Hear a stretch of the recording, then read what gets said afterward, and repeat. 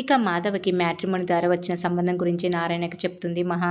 అయితే ఫస్ట్ కాస్త తిక్కగా మాట్లాడిన తర్వాత మాత్రం నారాయణ వింటాడు. ఇక పెళ్లి కూతురు తండ్రికి ఫోన్ చేసి పిల్లని చూడడానికి రోజు సాయంత్రమే వస్తున్నామని చెప్పండి అంటూ మహా అంటుంది. నారాయణ కాస్త కంగారు పడతాడు. కానీ 2-3 ట్రయల్స్ వేసి చివరికి నారాయణ చేత ఫోన్ చేయించి విషయం చెప్పిస్తారు. ఇక సరిగ్గా అప్పుడే మాధవ్ వస్తాడు. కవర్ చేయడానికి చక్రి ట్రై చేస్తే మహా నిజం చెప్తుంది మాధవకి.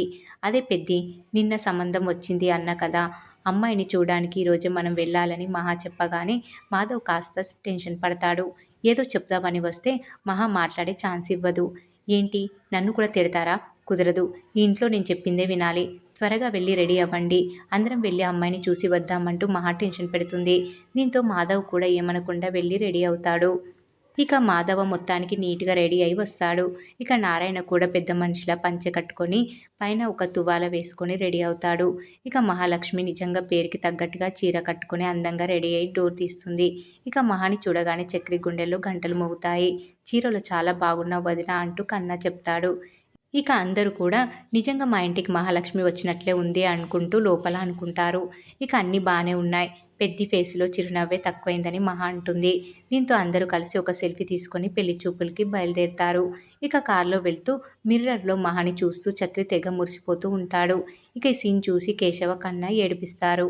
లవ్ సాంగ్స్ పాడుతూ చక్రిని ఆట పట్టిస్తూ ఉంటారు. ఏంట్రా మీ గోల అని చక్రి అంటే, ఏ పాటలు పాడితే తప్పేముందని మహా అంటుంది. ఇక దారిలో మల్లెపూలు చూసి చక్రి సడన్‌గా బండి ఆపుతాడు. ఇప్పుడే వస్తానని చెప్పి బయటకు వెళ్ళి మల్లెపూలు తీసుకొచ్చి మహాకి ఇవ్వబోతాడు. నేను అడిగానా మిమ్మల్ని అని మహా అంటుంది. లేదు కానీ మల్లెపూలు పెట్టుకుంటే ఇంకా బావుంటారని చక్రి అంటాడు. ఇక నారాయణ, మాధవ్ కూడా పెట్టుకో అమ్మా అని చెప్పడంతో మహా మల్లెపూలు తలలో పెట్టుకుంటుంది. ఇక అమ్మాయి ఇంటికి వెళ్ళగానే నమస్కారం అంటూ పెళ్లి కూతురి తండ్రిని పలకరిస్తాడు నారాయణ. ఆయన మాత్రం హాయ్ అంటూ షేక్ ఇస్తాడు. ఇదేంట్రా అని నారాయణ అనుకుంటాడు. నమస్కారం పాత పద్ధతి, హాయ్ అనడం ట్రెండ్. నాకు ట్రెండ్ అంటే చాలా ఇష్టం అంటూ తిక్క తిక్కగా మాట్లాడతాడు పిల్ల తండ్రి. ఇక లోపలికి వెళ్ళిన తర్వాత కూడా ట్రెండ్ ట్రెండ్ అనుకుంటూ అనడంతో రేయ్, నాకు వీడి గోల చూస్తుంటే ఇంటికి వెళ్ళి ఒక క్వార్టర్ కొట్టాలని ఉంది అని నారాయణ అనుకుంటూ ఉంటాడు. ఇక మొత్తానికి పెళ్లి కూతురు వస్తుంది. ఇక సరే, అబ్బాయి అమ్మాయి పర్సనల్‌గా మాట్లాడుకోండి అంటాడు పిల్ల తండ్రి. లేదు, అలాంటివేం వద్దని మాధవ అంటాడు. కానీ అదే ట్రెండ్ అంటూ వెళ్ళమంటాడు అమ్మాయి తండ్రి. ఇక ఆ అమ్మాయి హాయ్ అంటే మాధవ నమస్కారం పెడతాడు. ఆ అమ్మాయి లొడ లొడ మాట్లాడుతుంటే మాధవ్ మాత్రం సైలెంట్‌గా మొహమాటంగా మాట్లాడతాడు.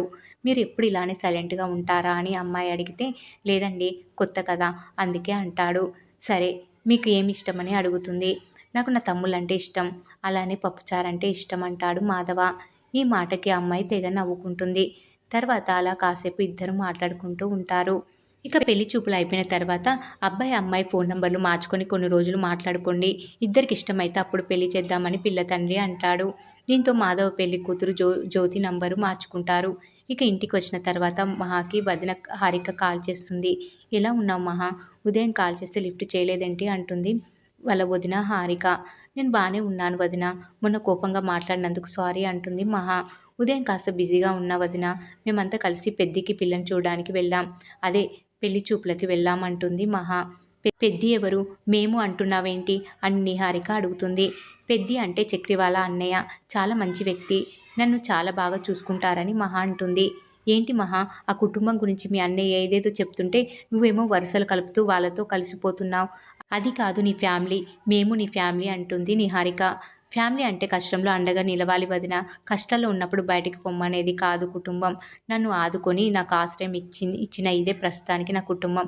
ఇక్కడికి ఒక అమ్మాయి కోడలుగా వచ్చేంత వరకు నేను ఇంటిని వదిలి రాలేనని మహా తేల్చి చెప్తుంది. ఈ మాటలకి హారిక అయితే షాక్ అయిపోతుంది.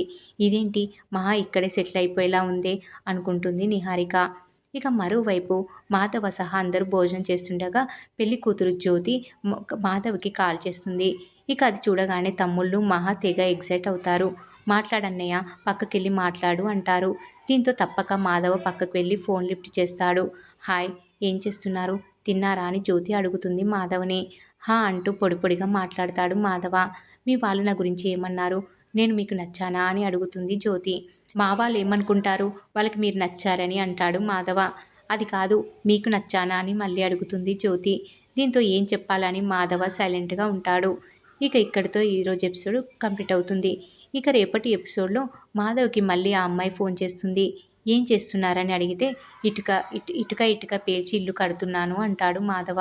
నాకైతే ఈరోజు వీక్ ఆఫ్. నాకు సెలవు దొరికితే హాయిగా నైటీ వేసుకొని ఏం పని చేయకుండా గడిపేస్తాను అంటుంది జ్యోతి. నైటీ అనగానే గాయత్రికి ఒకప్పుడు నైటీలు గిఫ్ట్గా ఇచ్చిన విషయం గుర్తొస్తుంది మాధవ్కి. దీంతో సైలెంట్గా ఉండిపోతాడు. కాసేపటికి మహాకి జ్యోతి కాల్ చేస్తుంది.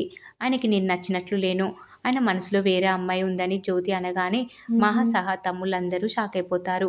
మరి ఏం జరగబోతుంది అనేది రాబోయే ఎపిసోడ్లో తెలుసుకుందాం.